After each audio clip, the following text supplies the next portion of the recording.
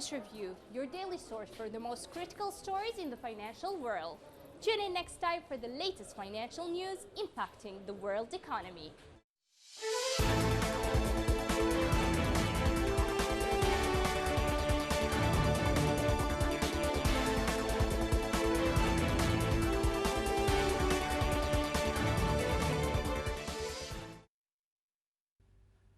Hundreds of Filipino overseas workers headed to bus and airport terminals in Manila on May the 26th after spending weeks under quarantine. President Rodrigo Duterte ordered officials to expedite the processing of some 24,000 repatriated Filipinos who were stuck on board cruise ships, hotels, and other isolation facilities despite completing the mandated 14-day quarantine.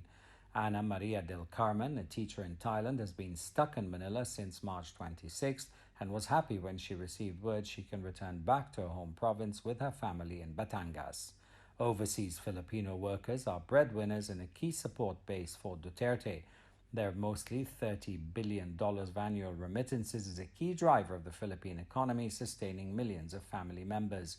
More than 30,000 overseas Filipinos have returned home, and 515 of the 27,000 tested for the virus were positive as of May the 20th.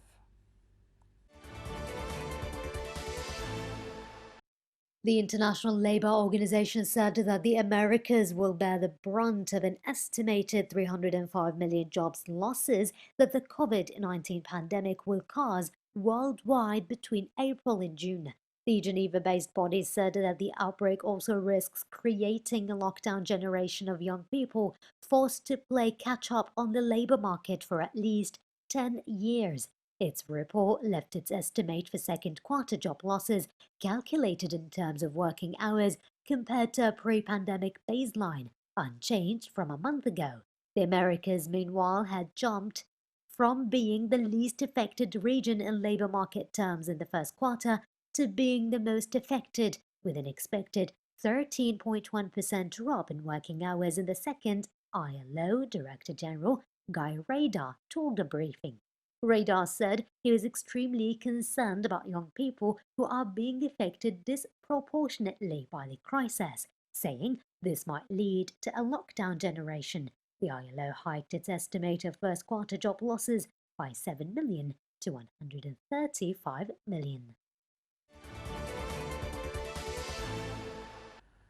The French finance minister said the government measures to prop up the economy through the coronavirus have cost 450 billion euros, the equivalent of 20% of gross domestic product. Since mid-March, the government has implemented a package of measures, including state-subsidized furloughs, state-guaranteed loans, tax deferrals, and handouts to small businesses. Finance Minister Bruno Le Maire said if we take everything that has been done with the budget and in support of business cash flows, it's 450 billion euros, 20% of the nation's wealth on the table. He added the state-guaranteed loans, for which a total of 300 billion euro limit has been set, only had a direct impact on the budget if the borrower went bankrupt and the guarantee had to be used. So far, the government has budgeted 110 billion euro in direct crisis support for the economy, but it's due to update that figure with a bill revising the 2020 budget on June the 10th. Among the most costly measures are the state-subsidized furloughs, which Le Maire said the government would make less generous for companies starting in June. During the crisis, the state has fully reimbursed firms for 70% of the gross wages paid to furloughed employees, but Le Maire said the amount paid to companies would be gradually reduced.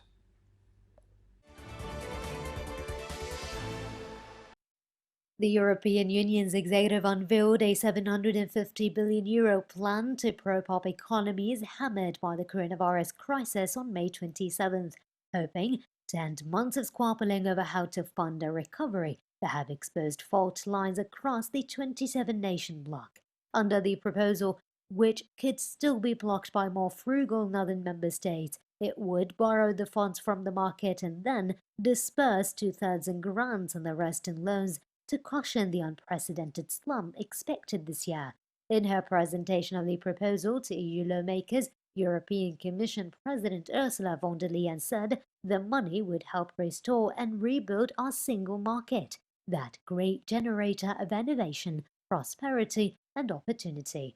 She laid out in the European Parliament details of the Commission's plan titled Europe's Moment, Repair and Prepare for the Next Generation, which gave an immediate boost to the euro.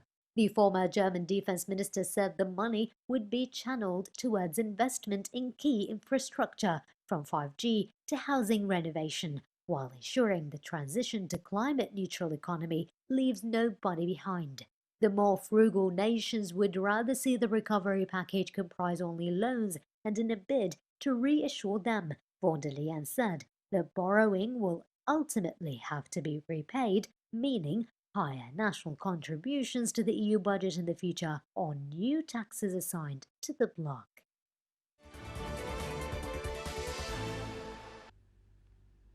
At a street market in southern Beirut, Lebanese crowd around volunteers handing out free rations of bread and pasta, staples that become a lifeline to families whose living standards have plunged during the financial crisis.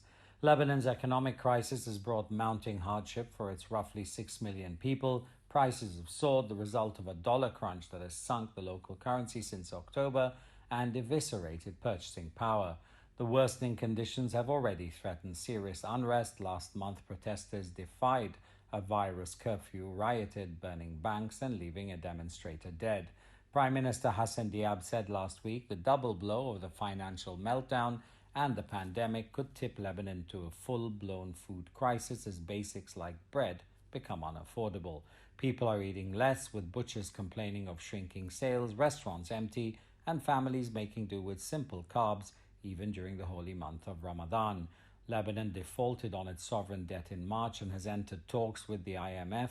Beirut hopes an economic reform plan will draw billions of dollars in financing to relaunch its economy, but the near-term austerity is likely to bring further pain.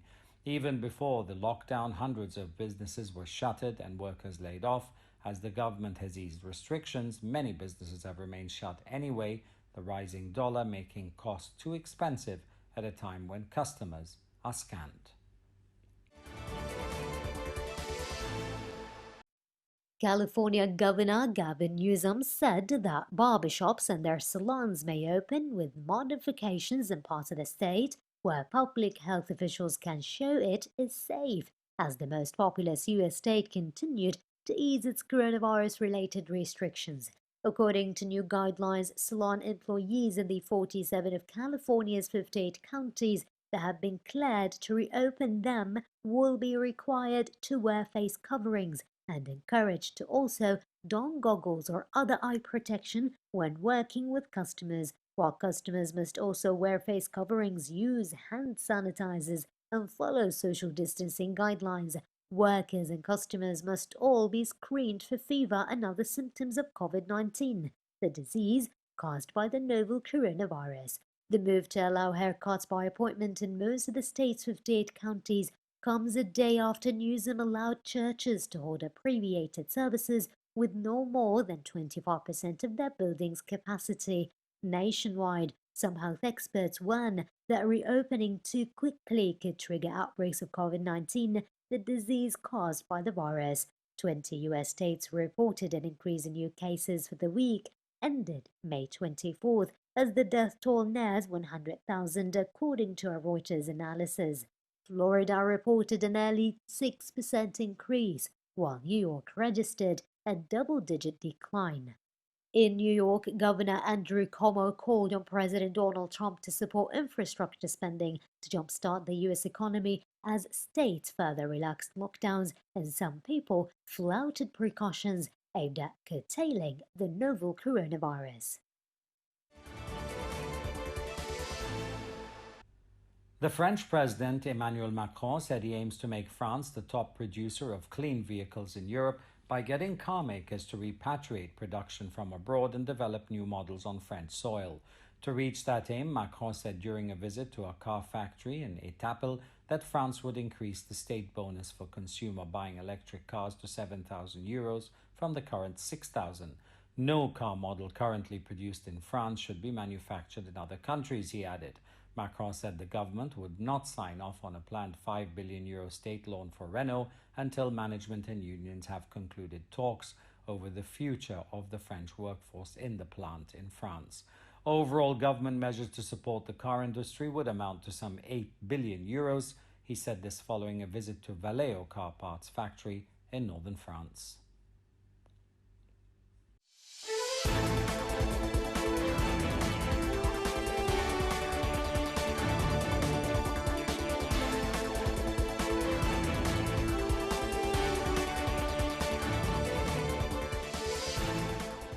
This has been Business Review, your daily source for the most critical financial stories. Tune in next time for the latest financial news impacting the world economy.